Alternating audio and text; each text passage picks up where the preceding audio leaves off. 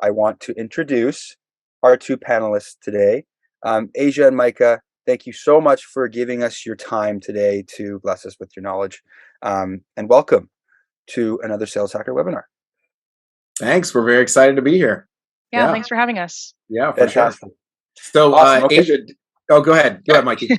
Yeah, no, sorry. I just like to, on top of this, I just like to get a bit more background on both of you for the audience so we can just get a bit more acquainted. And then, yeah, Micah, feel free to take her away. And I will loop in any questions fits throughout the event. But Micah, I'll start with you just to give us a bit of background on yourself. Yeah, for sure. So my name is Micah Daraso. I live in Atlanta. I run sales for the Americas here at Conga.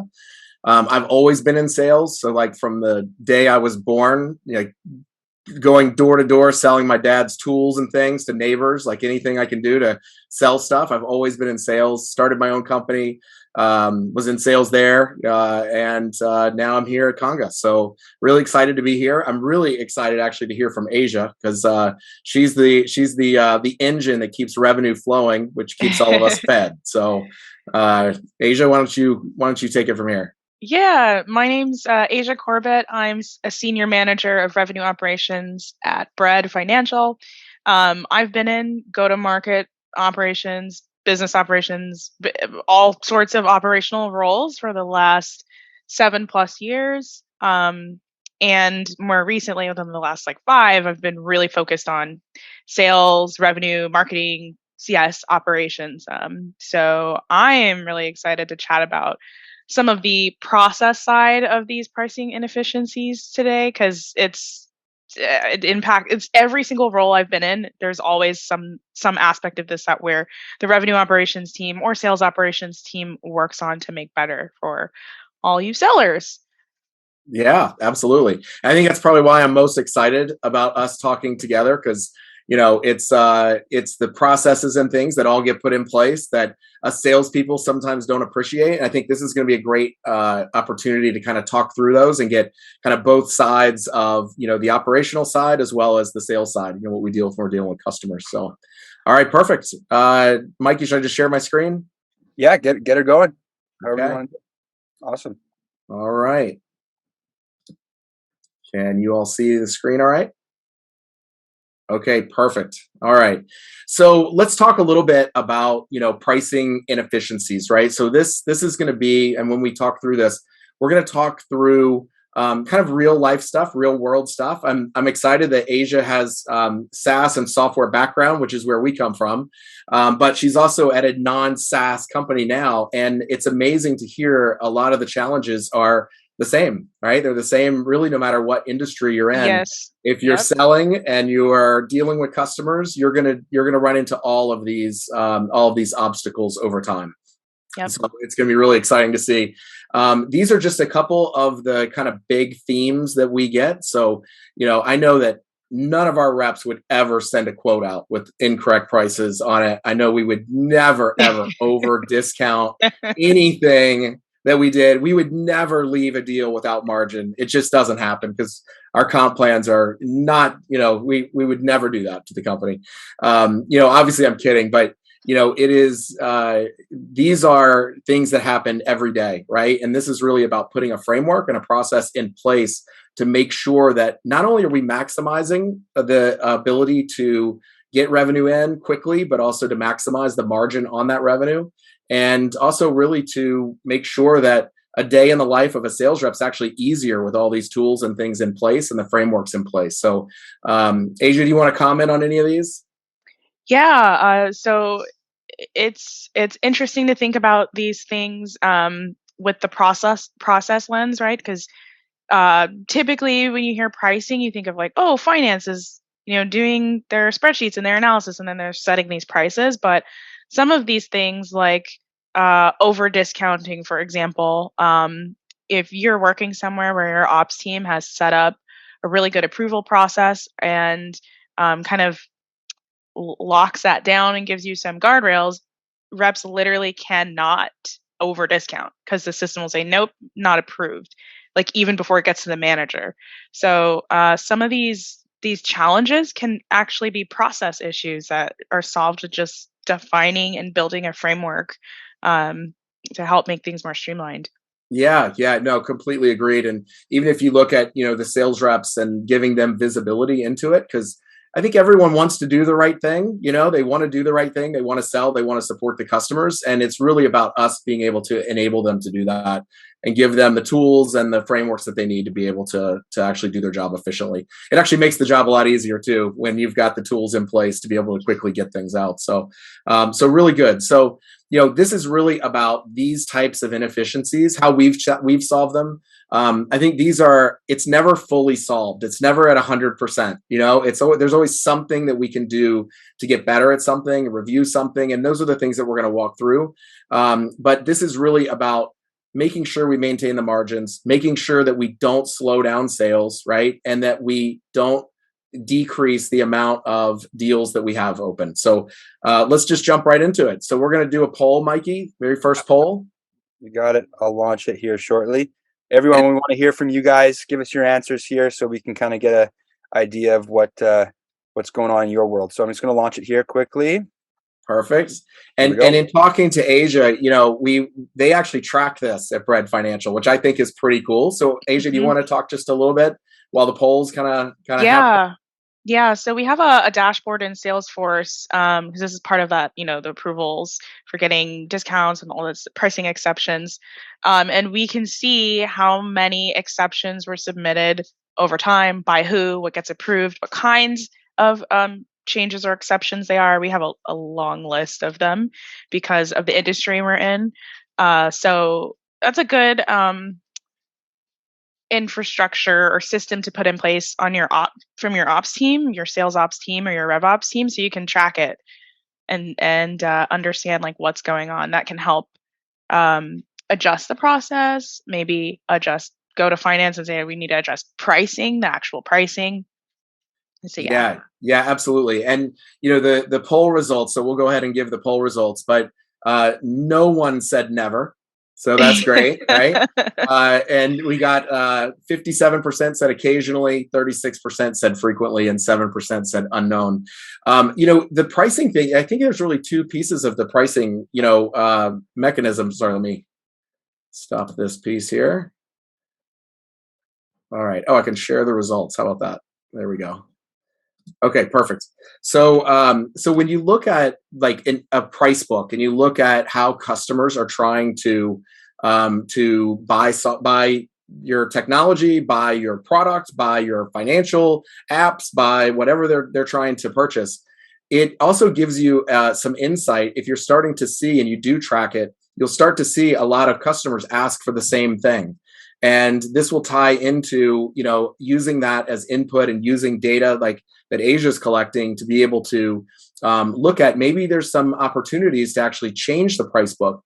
But there's also, when we're dealing with customers, they never want just the standard, your standard deal.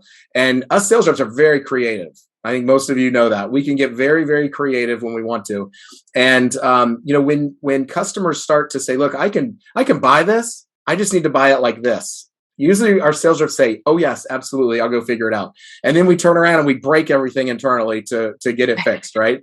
So, so if you can give your sellers and the people in the field the flexibility to do sort of dynamic pricing, or giving them options around pricing that have pre-approved frameworks and things like that, so that when you're selling across geos, when you are trying to close a deal, and especially even with new people that may not know what's possible, you can offer these different pricing models. So somebody might want user-based pricing, somebody might want consumption-based pricing, and it allows us to kind of mix and match those. Don't slow the deal down. These are already approved pricing models that we can dynamically kind of use at our will to help the customers.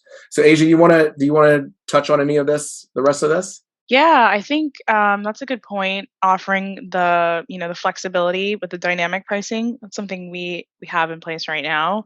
And I think it also, we're probably going to talk about the SKUs in a couple of slides, but Right.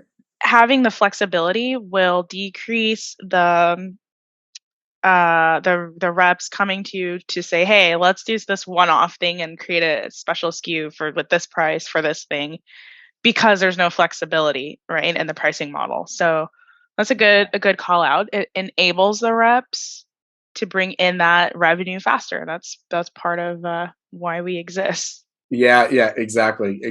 Yeah, I think it's something that, I think maybe 10 years ago wasn't as needed. And I think buyers, especially now in this day and age, they just have an expectation, that we can be dynamic, we can be flexible, we're going to meet their needs, right? So the faster that we can do that, the better off we are, right? So no, very, very good commentary. Did you tell everyone how many changes you guys have had? How many Oh, changes? I can't remember. oh wait. Or requests for changes? Let me pull up that dashboard. Yeah, I think it was in the hundreds. Yeah, it's 430 430. all time. Since we've been tracking, which has been a couple of years. And then this year, 64. Those are just the ones that have been approved. So close to 100 Right. from this year. That's just on the sales side. And then, of course, Success is responsible for upsells and renewals, not cross sells, but so they have pricing that they have to do as well, right? They also submit exceptions, and they've got 50. Right. So across our revenue team, yeah, well in over 100. Yeah, yeah, absolutely. So it's common. It's not it's in all industries, right? I think that's Mhm. the one big thing we can take away from this. It's everywhere, right? So Yep. Mikey, we're gonna throw another poll up here. You got it. This will dovetail right into the last one we just talked about. All right, guys, let's hear what you got.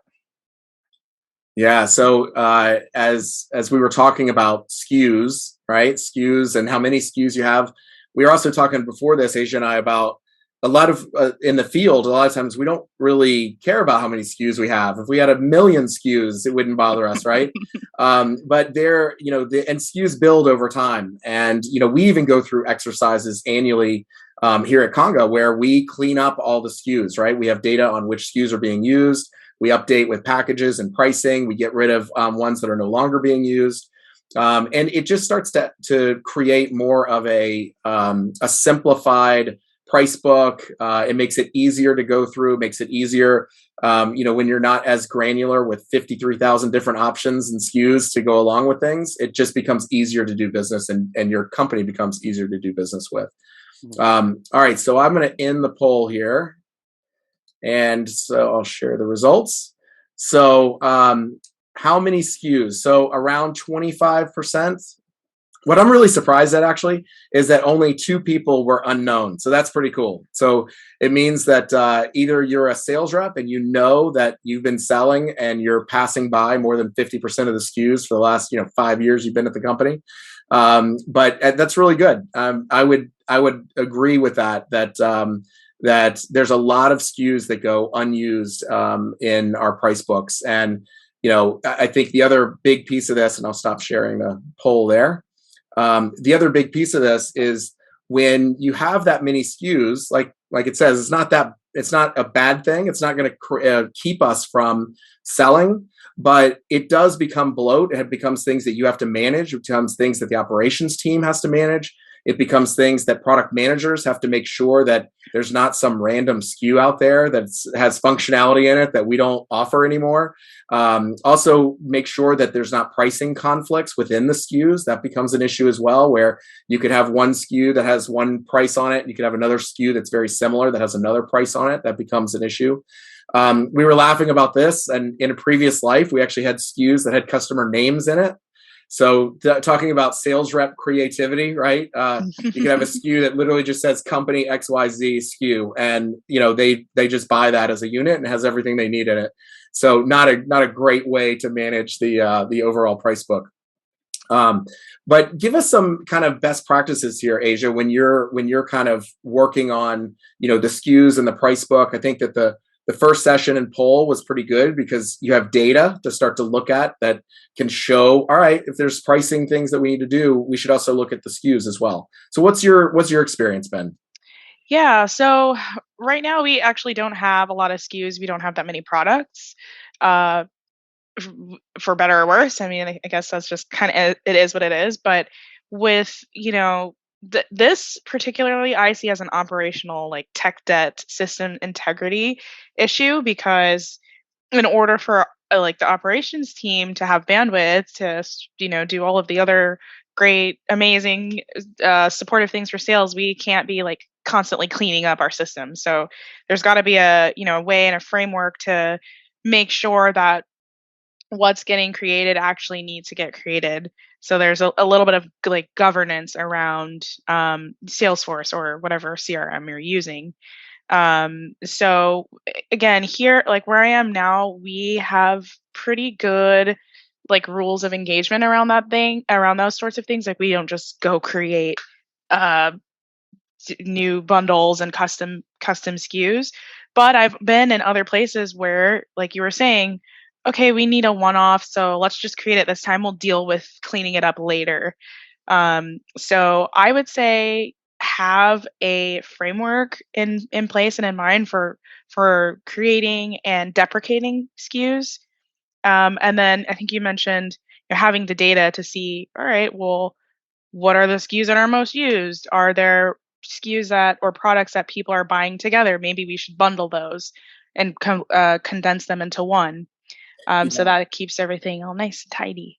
Yeah, absolutely. And it's funny, there is a stopgap to this. I think one of the reasons why in operations and in finance sometimes we worry about reducing SKUs and deprecating SKUs is because we're not sure if someone's actually really using them out there, or is going to need them or mess up a renewal. And I know one of the things that we've implemented is sort of a stopgap where we go ahead as the first step, we hide the SKUs.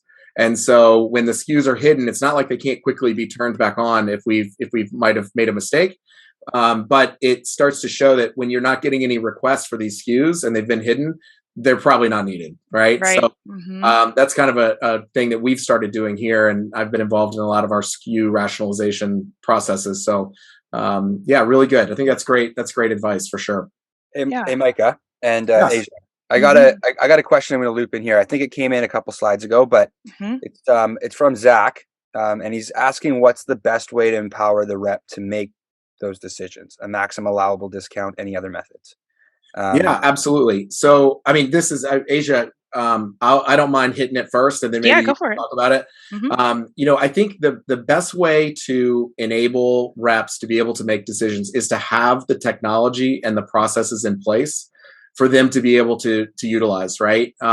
If everything is manual and everything is a one-off, it not only does it completely slow down the sales cycle, it almost looks funny to a customer that you can't respond fast enough to a particular request, right? So I think having a framework and the tools and technology around it to be able to quickly say, look, I know exactly what my limit is. I know exactly where I can go with this. I know that I can use this user-based process model, or I can use a model that has financial multi-year discounts. Like all of that stuff can be programmatically put into a platform where the reps don't have to go ask 100 people for these things. And to be fair, you can even empower the reps to be able to negotiate contracts with pre-negotiated contract terms that you have limits that you can go up and down on, where you don't even have to engage legal for some of the things that you're doing around negotiations for contracts. So there's a lot of opportunity for it. And Asia, you and I talked a little bit about it today before we got on here, but love to hear your perspective, because I think you guys have a pretty solid process around this as well. Yeah. So that the technology and process is really important. And then, follow up to that is the enablement, the training piece, because that's what we focus on a lot, is making sure we use Guru as our knowledge base. It's really good. It's one of my favorite tools, because there you have a Chrome extension that you can pop open and search for whatever, and it's right there in the same screen. You don't have to leave Salesforce or Outreach or wherever you're doing your work, and then you close it when you're done. So a lot of our discounting rules, the exception rules, that actually all of it lives in Guru, and the reps can pull that up instantly. They can favorite them, so they can look at those. That's that enablement piece. We also have an enablement manager who does training, and so that training, so they feel comfortable knowing how, even if we're programming stuff in Salesforce, they know how it works, right? So it's like a twofold. It's that our systems are working, we have the tools that are in place, we have things that are automated, and then we also have the training that helps them get comfortable and familiar with it, so they really feel like, yes, I know what I can do, I know where my limits are, and I know when I need to go request something custom extra outside of the process. Yeah, absolutely. And and I'll mention something too, because I think the comment was made about a maximum allowable discount, right?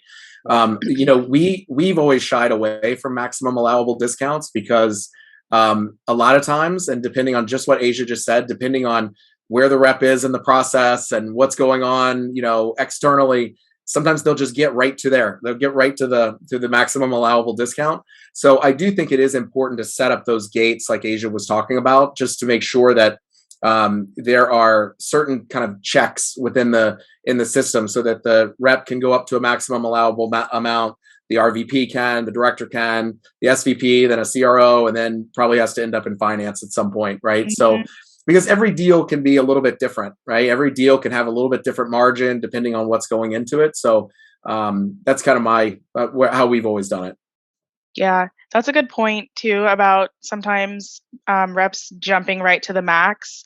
And again, goes back to training because what I found in previous companies I've worked for is like when you're jumping straight to the discount, is it that the rep doesn't feel that they can close, like that they're comfortable enough to close without like, oh, we need to discount because otherwise I'm not going to close this deal, and right, that's quota that impacts their, their money and revenue. So another training lens is making sure that all of the value props and all of like the playbooks and battle cards are also easily accessible, and the reps know and are really familiar with the product and the sales motion so that they don't feel like they have to just jump to that maximum discount as a crutch.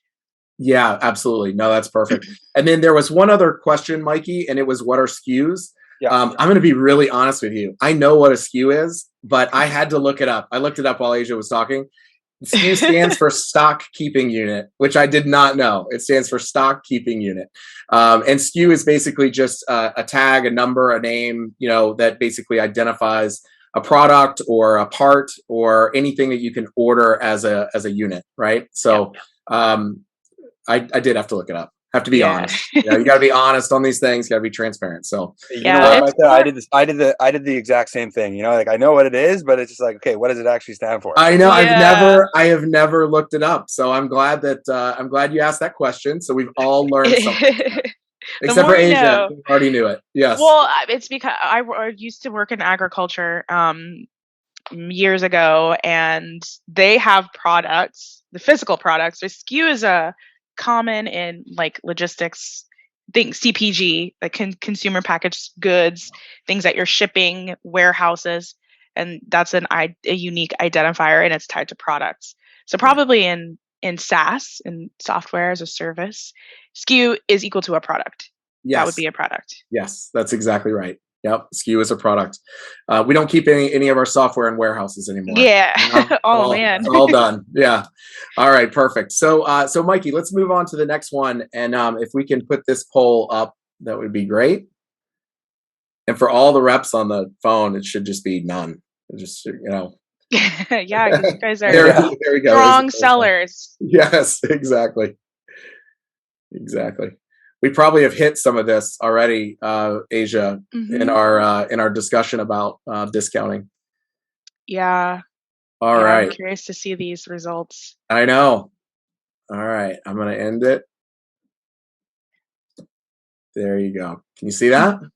Wow, none. What? I know.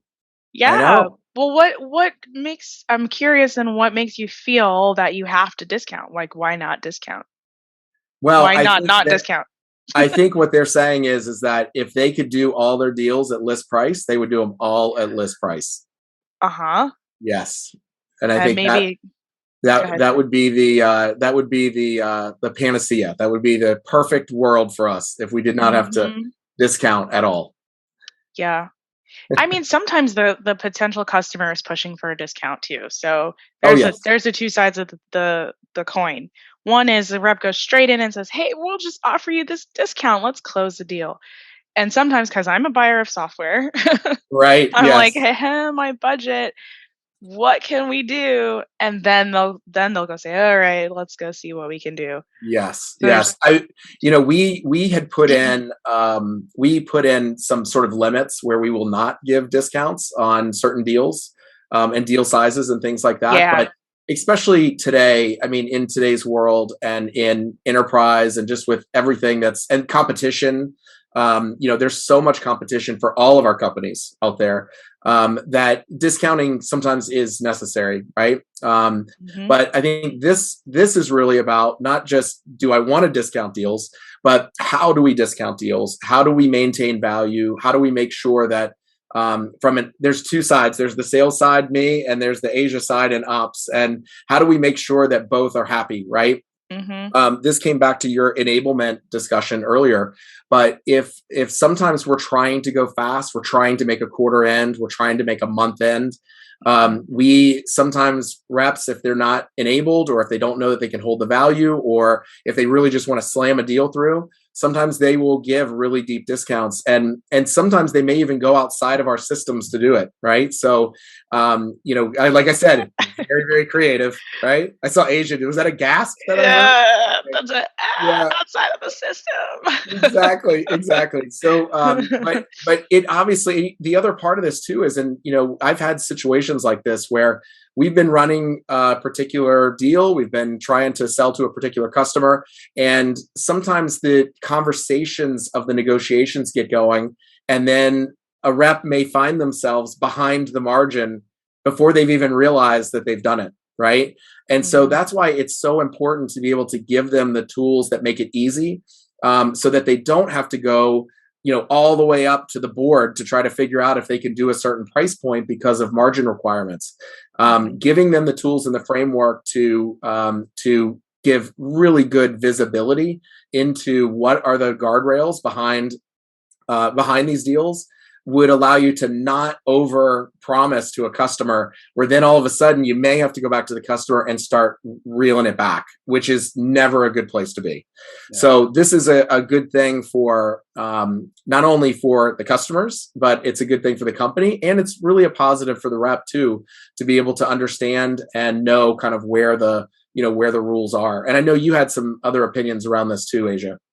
Yeah, I think we were talking earlier about this being a deal desk sort of model that you can implement if you're in sales ops or revenue operations. Because with that, discounting is part of the framework.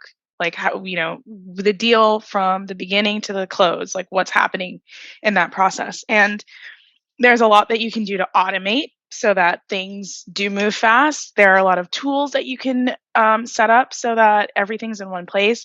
And then the third part, again, is back to that enablement and going into your knowledge base, whatever tool it is. Maybe it's Google Drive, and literally having a little matrix of here's the discount tiers, here's the approval, here's where you don't need approval for certain discounts based on the company size, the deal size, the product mix, right?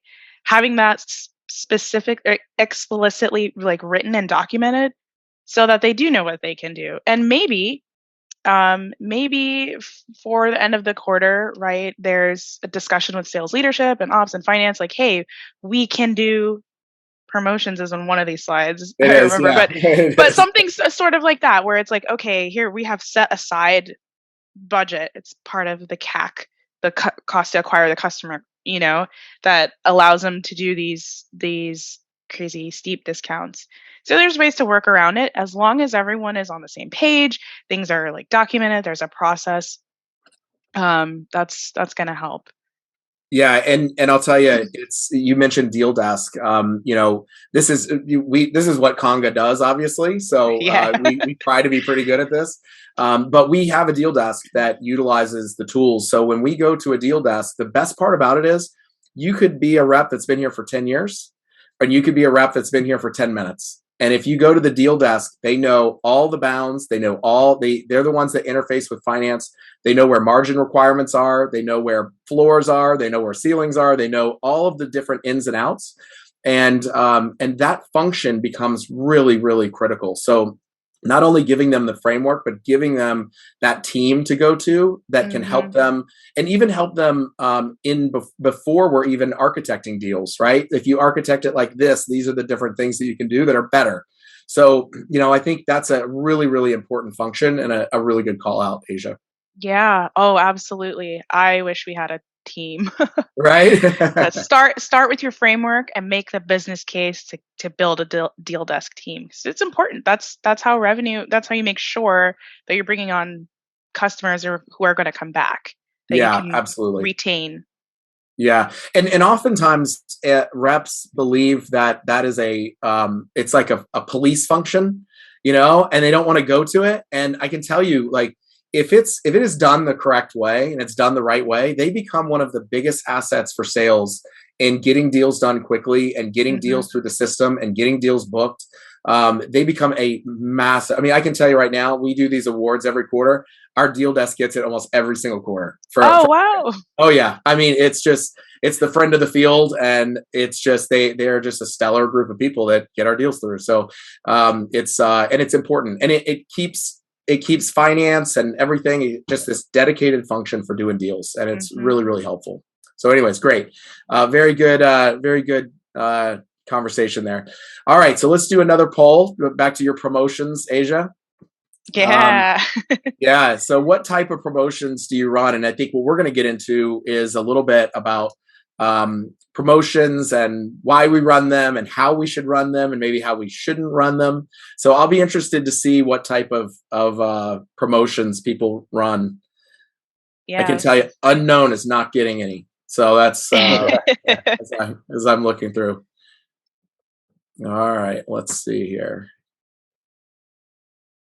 Okay, I'll end the poll here. All right. Yeah, so the biggest is percentage and volume based. And I think Hmm. that's about right. Yeah. Flat's probably tough if, depending on if they're ordering a whole bunch of things, is flat going to work, or if they're just ordering one thing, is it going to, really move the needle? So yeah, these are good and kind of what I would expect, right? Yeah. So Asia, you talked a lot about promotions when we were meeting earlier. Do you want to kick this one off?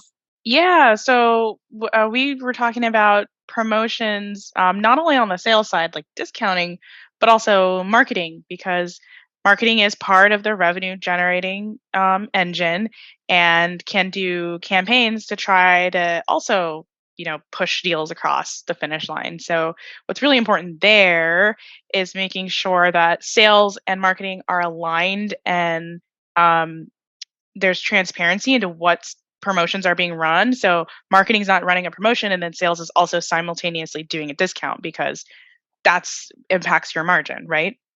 You don't need to Yes. do the discount if you've got a marketing campaign running. So I see it there. It's like the layering, the promotions, using outdated promotions, all of that stuff is Right. comes back to like an alignment piece.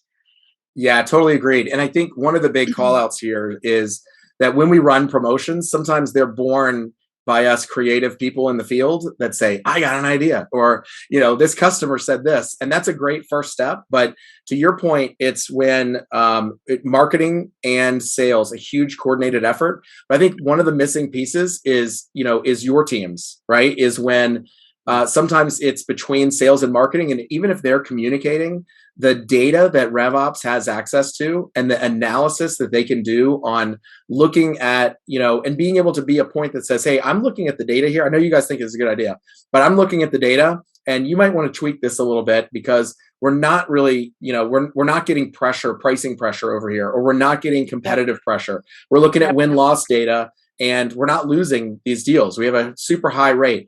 If we're going to do a promotion, maybe we should look over here where we're getting pricing pressure and we're losing competitive deals. And why don't we do some sort of promo to get those in? And so like those are the things that I think it's really three groups that really have to work together to make sure that one, your promotions are maintaining margin. Two, that it's the right promotion, right? And three, that it's going to be effective and it's going to have an outcome that you're trying to is a big kind of key priority for the company to go after, right? Asia and I were talking earlier. We have a couple promotions here at Conga that have been running for years, and it's like I don't even want to call them promotions anymore. I think they're just called offers or so. I don't know what they would be called. But but they work, and they work really, really well, and the customers love them, and it makes our lives a lot easier. And it allows people to use the technology, while they're kind of getting up to speed and things like that. And there's benefit to these promotions. So completely agree with your take on communications around promos.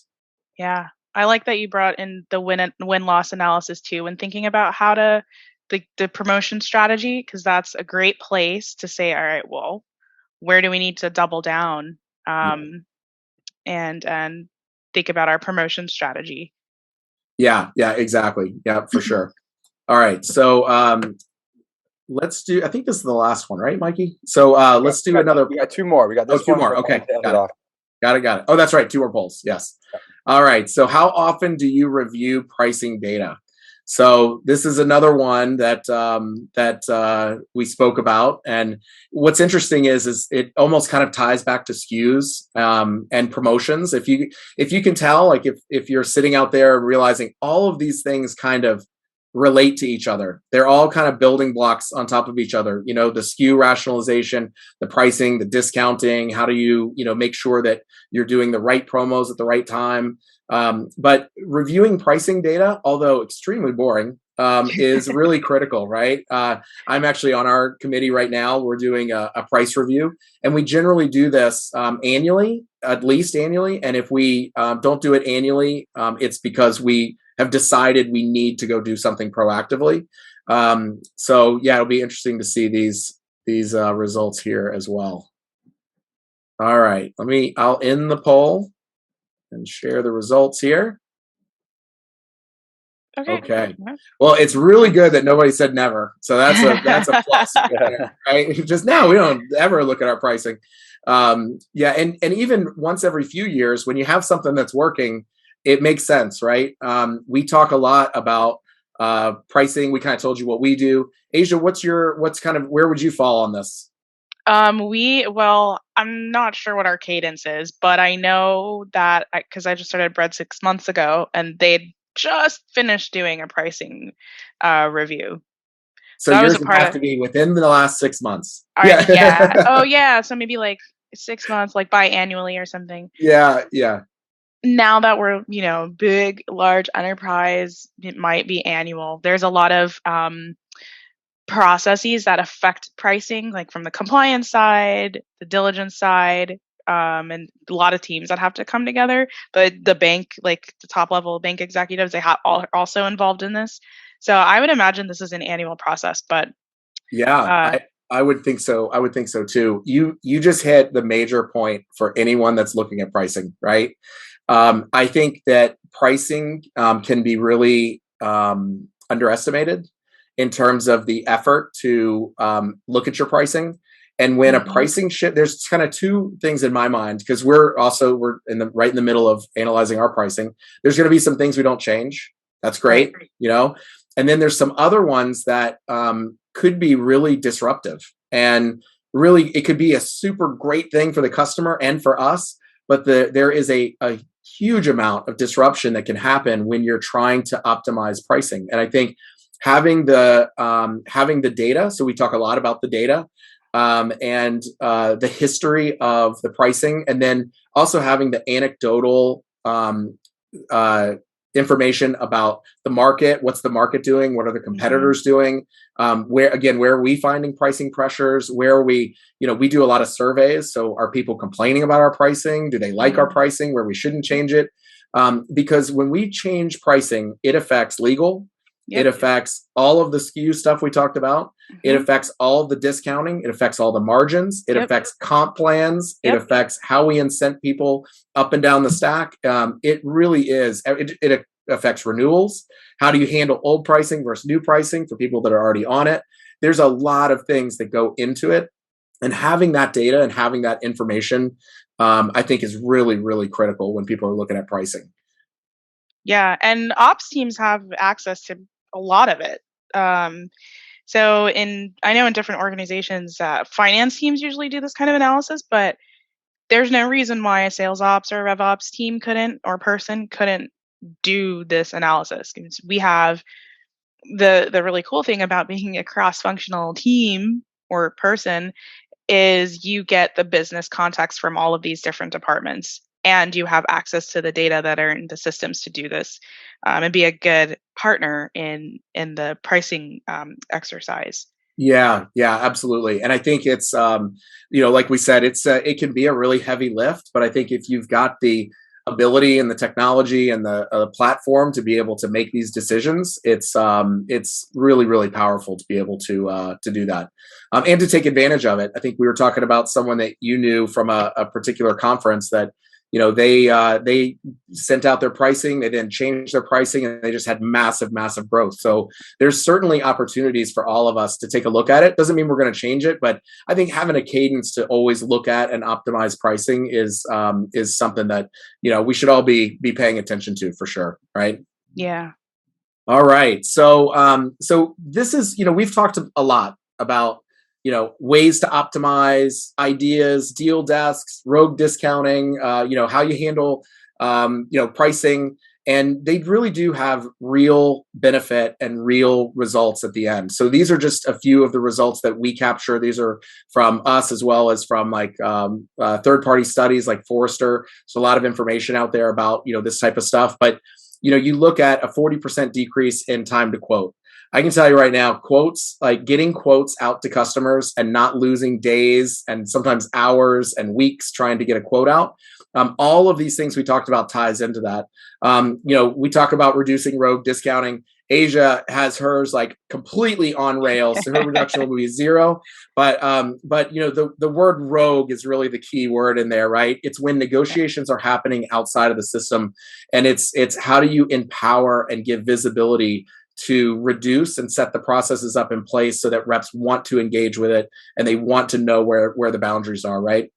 And then 20% faster deal closure. I mean, we should do a poll on that. Does anybody want 20% faster deal closure? And then they answer yes. They all want 20% faster deal closure. But yeah, so these are just the benefits that you can get out of really streamlining and putting a framework in place and the technology in place, tech stack in place to be able to manage these initiatives. So so I think we've got one more poll.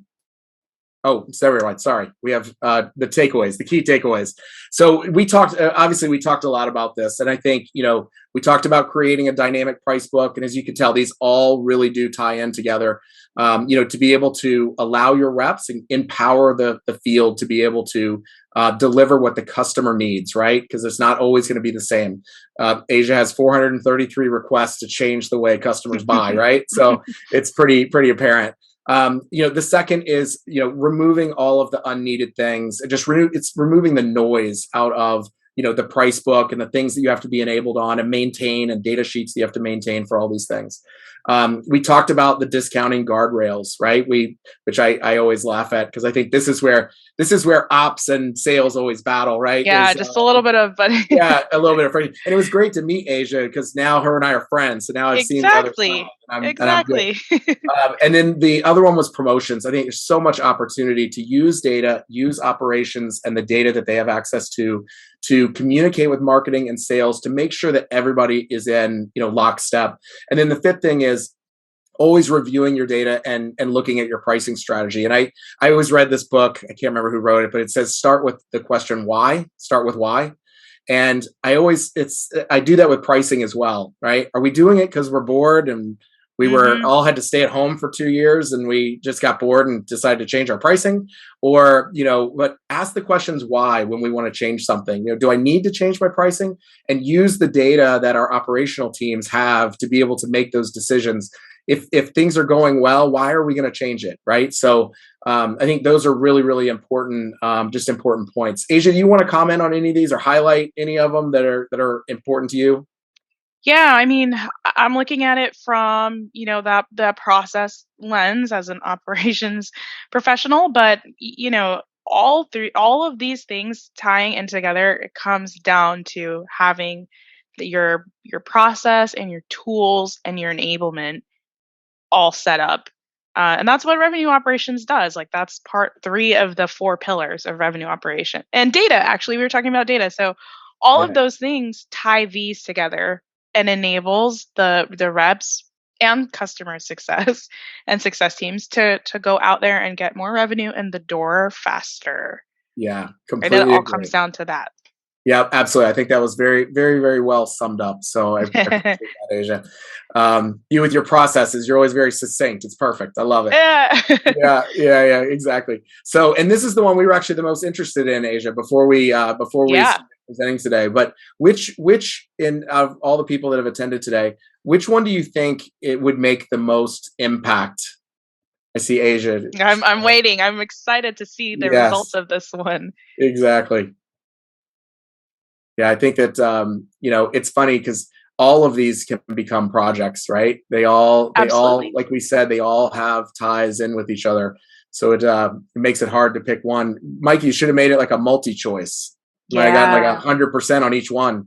Good. That's I'll use actually for that's a that good one. call out that each of those could be a like, sales ops or rev ops project, Yeah, right? And you just yeah. prioritize them based on your data. Maybe start with designing the discount guardrails. Right, exactly. Yeah, and I think you just pick them off, and Mhm. we talked about it's never 100%, right? So Yeah. it's always a work in progress to get these Yep. things done, and so I think that you're spot on. It's really about picking one, prioritizing, and then start to go after them one by one. All right, so here are the results. So Oh. consistently reviewing the data. So I do not disagree with that. I think that's a very important one. Asia, if you had to pick one, which one would you pick? Well, if we didn't have our really good approval discount guardrail process, I would pick that one. Right. Probably followed up by the promotion side of things because, like again, marketing is running campaigns all the time. What are they doing that can help sales? So sales doesn't have to go and say, "I'm going to discount," right? Or Right. maybe we're stepping on each other's toes. So that would be a second follow up there because we're not focusing on that right now. Right. Yeah. Well, and we do have a dynamic price book, but I know that for a lot of the people that I talk to, I think that's a huge one. It's a pretty big lift, Yeah. but it Yeah. is. But creating a dynamic price book because customers are absolutely wanting you to tailor their experience, which includes their pricing and negotiations and how their deals are structured. They're Mhm. expecting it to be tailored to them, right? And I think that's such a big one, and it's not something that a lot of organizations have really tackled, right? So that would be the one that I would pick if I didn't work here at Conga. Right. Well, I mean, with the last couple of years, with the pandemic, with like the digital landscape changing, buyer behavior is changing too. So Yeah, there's the buyers are more educated, the market's very competitive. So you have to kind of be able to adjust like that so that you don't lose business. yeah, I think that because of all that, and you're right, the behaviors have certainly changed. I think that people that the business to business side Yes. is colliding with the business to consumer side, right? Us Yeah. as consumers of B2C type products, we expect customization. I Oh, want my yes. Nikes to Yep. have gold laces and Mhm. red trim and yellow stitching, and I want, and you get it. I mean, Yeah. my son has a baseball glove. He's like, Yeah. "Can I get navy blue laces in it?" I was like, I don't know. Let me check. Of course you can. Why Yeah. couldn't you? Of course you can. Say no And it's more. free, and you just click it, and it's great. But I think those buying experiences are starting to creep into the business to business world where we just can't be as rigid. We have to give Yep. them an experience that's closer to a business to consumer type experience. If we're not selling to consumers and we're selling to businesses. So Yep. yeah, great call out. So great. All right, perfect. Well, look, I want to thank everybody. I've really enjoyed the conversation, Asia. I think us coming together, the two, I don't want to call them sides. They're not sides. The They're same on the same team, the team. same team. I think it's great to come together because you have to run your things. There's a lot of things that you have to do. There's a lot of pressure on the sales side. Yep. And I think when these two functions work really well together, and there's good relationships, it's an unbelievably valuable partnership that I agree. created. So really, really love it. Did you want to say anything else? And then Mikey, I guess we'll wrap up after that. Yeah, I think you summed everything up pretty nicely. It's always good to talk to like the go-to-market teams about their challenges, their processes. That's why I'm in operations. So building that partnership with the teams is so important, and it gives you context, right? Like you can understand we're not trying to handcuff you to certain things. We're here to make your jobs easier, So that's it. Yeah, absolutely. And for the attendees, feel free to reach out to myself on LinkedIn if you ever want to talk about sales or go to market. And Asia, I'm sure same with you. And Yeah, I love talking about it. So anybody that wants to reach out, feel free to. We'd be happy to talk about anything and everything sales. I'm on the ops side. Me too. I'll drop my LinkedIn in the chat. Happy to talk about and nerd out about operations anytime. All right, perfect. Mikey, anything else before we close up? No, honestly, you guys are so awesome. Or sorry, you two are so awesome. Asia, Micah, thank you so much for giving us 54 minutes of your day today to bless us with this knowledge. It was so cool to hear from both perspectives in this whole process. I've always been on the sales side, so Mike, I could relate a bit more to what you're saying, but it was also very, very nice to hear, Asia, what you had to say. And thank you both for blessing us with your knowledge and expertise. Okay, so just like Micah said, if there's any questions that we didn't get to, go find them on LinkedIn. Ask them whatever you need to get off your chest. I'm sure they'll be more than happy to answer those. And other than that, without further ado, thank you all again so much for joining us. Conga, thank you for sponsoring this event. Go check them out. They're doing incredible stuff. So that's a wrap. Thank you both so much. Super appreciative. And I cannot wait to do it again and enjoy your early Friday.